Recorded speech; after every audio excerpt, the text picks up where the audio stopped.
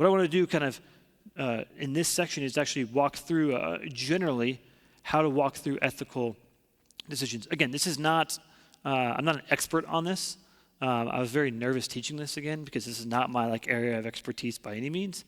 But I do think there's a lot here for us, and it can even bring some insight to maybe decisions that you're already walking through. So again, how do we make ethical decisions? Well, before we can begin to make decisions, we need to recognize that every ethical decision that we come up against is really asking us a question, or every ethical pathway is asking a question.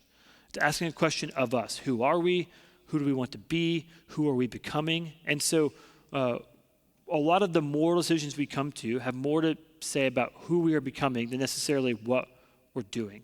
And so there are really two typical ways to approach ethics, and that is right actions and right outcomes. The two dominant ways to approach ethics is making an ethical decision based off of right actions or right outcomes. And again, both of these pathways are asking a question to us. And so ethics of duty, which is right actions. Ethics of duty evaluate acts in terms of whether they fulfill or violate our obligations. Those of you in the room have a strong moral code or have a strong sense of duty, probably often operate off of an ethic of right action, meaning it's more about, hey, what's the right thing to do? What are we obligated to do? What's our duty versus what makes me feel good, or what's the best outcome, or what's the best for all people? Rather, what are we, what is our obligation? And the question this is asking is an ethic of duty asks the question of our actions as right or wrong. It's not, it is black and white. It is, hey, is this action right or is this action wrong? And that means we need to take this certain action that's right. Some of the benefits of this is it does have a strong moral code. It does have a pathway of creating a strong sense of a right and wrong, which in some aspects is very good, very beneficial. The problem is it's very black and white. And again, what we talked about is the gray areas is often where we work in. And so where this begins to fall short, or where this can fall short, is not everything is a clear right or wrong. And not every decision we make, we can pawn off on people as a clear right or wrong. We can't necessarily lead people down a black and white path when not everything is black and white. So it's ethics of duty, right actions. Again, the whole goal being what's right, what's wrong, and let's make a decision based off of that. The second one, ethics of consequences, which is more about outcomes. These are choices more based off of the result. So one is more based off of duty and obligation. This is more based off of, hey, what result will this bring? And particularly trying to ask the question of what is best for the most amount of people. We probably have made decisions that are like, hey, what's the best for the group? It might, be negative for this one person. It might be negative for these couple of people, but in general, what's best for the group? The biggest example of this in my life is trying to schedule our intern gathering time, because nobody has the same schedule.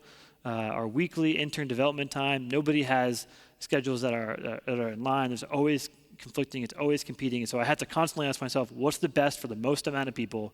Sorry to maybe this one intern who can't come, or sorry to this, these couple people, but the most people can come to this. And so some of you have maybe made decisions based off of, hey, what's the best for the most amount of people? And again, it's results driven of what is the result of this. And again, this has its benefits. Again, it is generally helping the majority, which in most cases, again, the majority, that's good to help 80% of people. But again, the negatives is there's always going to be somebody who's left out, or always somebody who falls short. And so, again, the questions we ask ourselves is this best for everyone?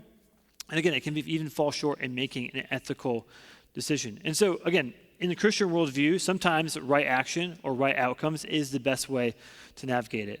But I think as kingdom people, the main question we need to ask ourselves is not, is this right or wrong, or is this the best for the most amount of people? But rather, the question we need to ask ourselves is, does this embody God's kingdom? Or does this decision create me into the kind of person that embodies God's kingdom? Again, the main questions that ethics is asking us is, what kind of person do you want to become? Or what kind of person are you becoming? And again, if our worldview is rooted in a kingdom worldview, in a kingdom ethic, the question we have to ask ourselves is, who must we be to embody God's kingdom? Again, it's very broad. It's like, I wish I could be even more pointed to be like, well, again, this is how you can navigate all of these different issues. And the reality is that some of our answers to that question is going to be different, even in this room. An example of this in my personal life, and again, I want to be very careful, again, because this is going to be even online, and so I'm not prescribing this as this is how every Christian should act. In fact, I actually know for a fact that there are people in this room who disagree with this moral decision that I've made based off of my ethics. But in the South, it is very popular to own guns, and it's actually even American, like we're allowed to, as Americans, to own guns. For a number of reasons I don't need to get into, but my ethic, the way I view the world, and the moral decision that I feel like the Spirit has led me on is I feel strongly that I am not supposed to own a gun. Again, I'm not prescribing that to everybody. I'm even for as a law that we should own, that we can't own guns. I have plenty of friends that own guns. I don't have problems with that. But I, through my ethic, through the question of what kind of person do I need to be to embody the kingdom, have come to the conclusion that I do not think I'm supposed to own a gun. And so I say that to show that the questions we ask ourselves of what kind of person to embody the kingdom can lead to different moral decisions. And what we need to do is be okay with that, be able to explain why, be able to defend our action, but not be in a place to where we are higher than people or that we can prescribe that for everybody. And we need to be careful and learn how to navigate those gray areas. And that, again, that is a lot of what this is like in leadership, is navigating the gray areas alongside people to bring unity and peace ultimately within the church and God's family. So, unfortunately, life is not black and white, right? As I already said that. And Scripture does not provide step-by-step answers. And so we need to constantly be seeking through what is the kingdom ethic and what layers does God need to continue to go inside of me and redeem the way I view the world to produce a more kingdom-like ethic.